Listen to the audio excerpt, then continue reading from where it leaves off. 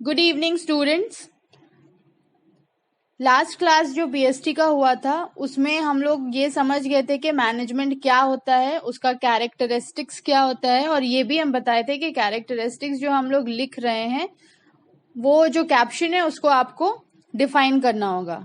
Okay, now एक और चीज जो हम बताना चाहते हैं कि जो आप कैरेक्टरिस्टिक्स लिखे हैं, जैसे कि एग्जाम्पल एक कैरेक्टरिस्टिक्स है कि management is a continuous process. तो एग्जाम में अगर क्वेश्चन आता है what do you mean by management, describe it's characteristics, अगर क्वेश्चन में ये वर्ड यूज हो गया डिस्क्राइब, ठीक है, तो डिस्क्राइब मतलब वो जो कैरेक्टरिस्टिक्स लिखे हो, जो हेडिंग जो कैप्शन दिए हो that management is a continuous process, उसको आपको कम से कम 4 से 5 लाइन में डिफाइन करना होगा।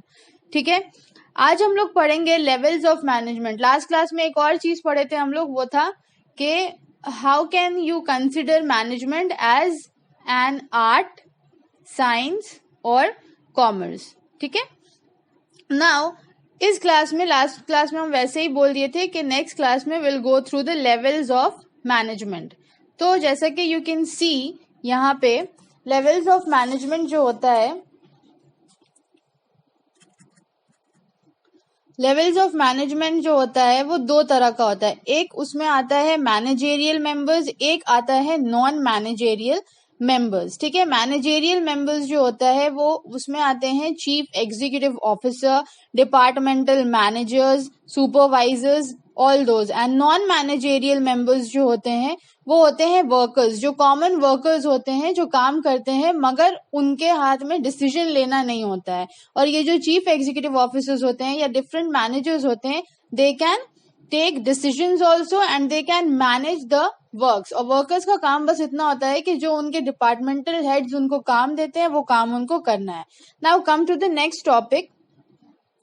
नेक्स्ट टॉपिक है हमारा, नेक्स्ट टॉपिक आप जैसे कि देख पा रहे हैं, there are 3 levels of management. एक होता है top level management. Top level management में आते हैं board of directors, CEO, general manager.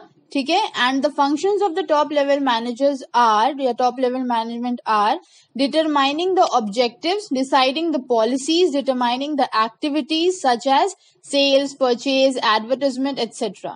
Controlling the work performance, allotment of finance or budget, ठीक है, assembling resources like capital, raw materials, assets, etc. ये सब लेके वो किसको देते हैं, मिडिल लेवल मैनेजमेंट। अब ये सब मैनेज करता है। मिडिल लेवल मैनेजमेंट में आते हैं divisional head, departmental head, plant superintendent and operational managers. ठीक है, और उसके बाद आता है lower level management. Lower level management में आते हैं वर्कर्स। फंक्शंस क्या है लोअर लेवल मैनेजमेंट का, सबमिटिंग वर्कर्स ग्रीवेंसेस, लड़ाई, मतलब ये सब लोअर फंक्शंस जो होता है लोअर लेवल मैनेजर्स का, वो ये होता है कि आपस में जितने वर्कर्स है उन लोग को आपस में एक साथ लेके काम कराना, एक प्रॉपर वर्किंग एनवायरनमेंट बनाना, बेटर ह्यूमन रिलेशन बनाना, जो भी वर्कर्स है उन लोग का जो इमोशंस है या उन लोग का जो प्रॉब्लम्स है वो लोग सबको टैकल करना। ठीक है, तो लोअर लेवल मैनेजर्स में कुछ सुपरवाइजर्स होते हैं, जैसे कि बहुत सारे वर्कर्स को एक सुपरवाइजर, एक सुपरवाइजिंग हेड होता है जो मैनेज करता है। ठीक है, कैसे मैनेज करता है, उन लोग का जो प्रॉब्लम्स होता है, कुछ इमोशनल होता है या किसी को फाइनेंशियल कुछ काम होता है या ऐसा कुछ एडवाइस देना होता है अगर वर्कर्स को, तो वो लोग किसको जाके बोलते हैं, सुपरवाइजर्स को। Now come to the topic that why do we need management, what is the need for management. बिना मैनेजमेंट में, सबसे पहले बिना मैनेजमेंट के कोई काम नहीं हो सकता है। जब तक आप अपने काम को मैनेज नहीं करोगे तब तक you can not do your work properly. ठीक है, इसीलिए मैनेजमेंट का 5 मेन फंक्शंस हम बता चुके हैं, planning, organising, staffing, directing and then controlling. ये 5 मेन फंक्शंस बताया गया है मैनेजमेंट का। Why do we need management, management as an activity, management as a process. कैसा प्रोसेस है, सोशल प्रोसेस है, इंटीग्रेटेड प्रोसेस है, कंटिन्यूअस प्रोसेस है। सोशल प्रोसेस क्यों बोल रहे हैं हम लोग इसको, because it involve the achievement of goal, और वो जो गोल हम अचीव कर रहे हैं ये पूरे सोसाइटी के लिए बेनिफिशियल है। ठीक है, दूसरा है इंटीग्रेटेड प्रोसेस, क्योंकि इसमें ह्यूमन एफर्ट्स भी चाहिए, इसमें मटेरियल भी चाहिए, इसमें मशीनरी वर्क्स भी चाहिए। And the next one is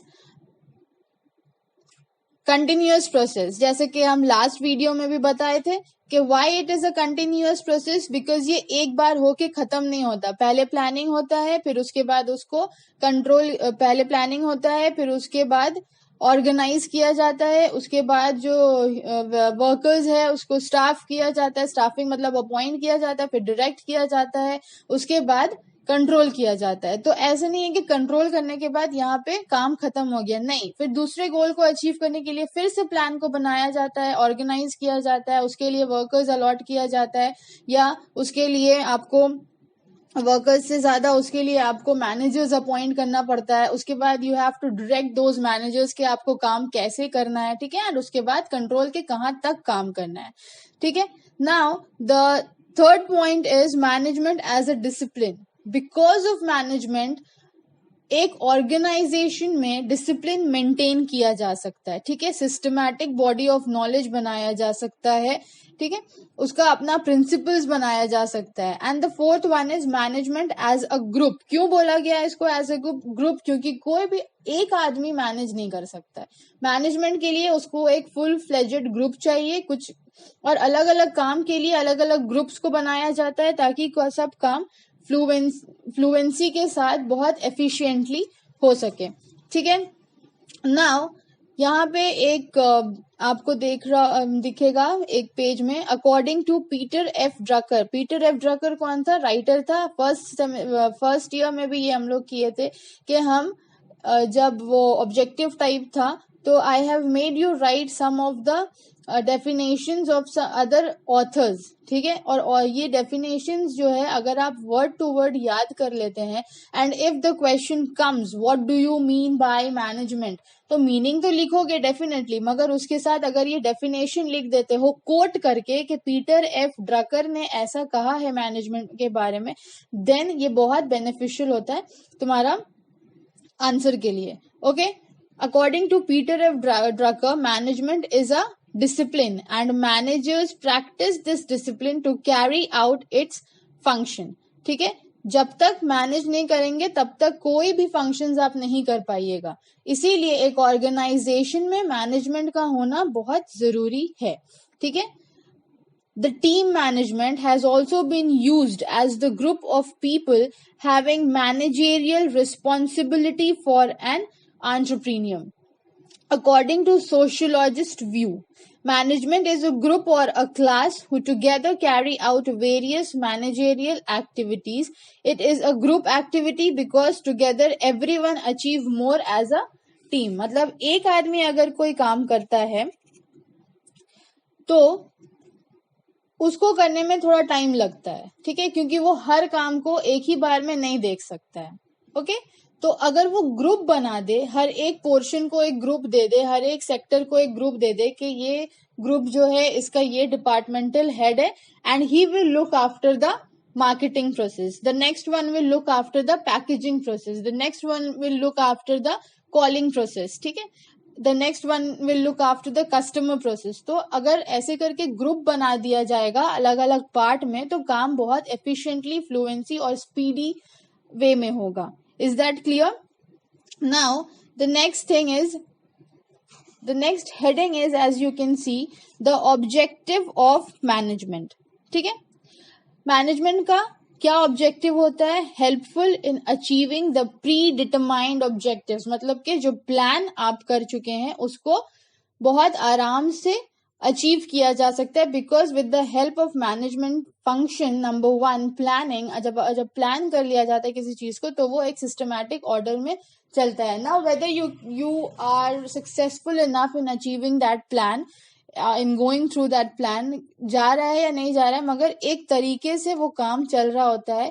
जरूरी नहीं है कि जैसा प्लान किए हैं उसका 100% यूटिलाइजेशन हो ही, बट एक सर्टेन लिमिट तक वो प्लान जाता है। दूसरा है maximum utilisation of all the available resources, ठीक है, क्योंकि इट इज थॉरली प्लान्ड कि आपको सब रिसोर्सेज को किस तरह से यूटिलाइज करना है। दूसरा, to maintain relationship between capital and labour, helpful in the number 4 helpful in the development of labor force.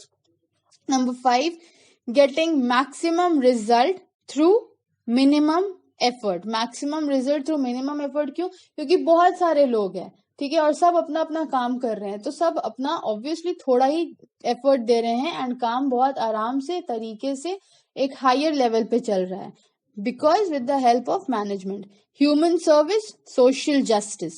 Next we have organizational objective like survival, profit and growth. Number 8, social objective like protecting the environment, providing employment, improving the standard of living. ये सबसे बड़ा objective है कि society को कैसे upgrade किया जाए, ठीक है. ऑब्वियसली मैनेजमेंट चल रहा है, जब मैनेजमेंट हो रहा है ऑर्गेनाइजेशन में, पीपल दूसरे लोग को अपॉइंट किया जा रहा है, वर्कर्स आर बीइंग अपॉइंटेड, तो ये जरूरी है कि जितने लोग अपॉइंट हुए उन लोग को सैलरी भी मिल रहा है. सैलरी मिल रहा है तो वो लोग अपना जो डेली बेसिक नीड्स है उसको फुलफिल कर रहे हैं, ठीक है. इस वजह से क्या हो रहा है कि एनवायरनमेंट जो है वो प्रोटेक्ट हो रहा है, एनवायरनमेंट जो है अपग्रेड हो रहा है, एम्प्लॉयमेंट भी दिया जा रहा है, रोजी भी दिया जा रहा है, और स्टैंडर्ड ऑफ लिविंग, जितने लोग काम कर रहे हैं और जितने लोग उन काम करने वालों से जुड़े हुए हैं उन लोग का भी स्टैंडर्ड ऑफ लिविंग अपग्रेड हो रहा है.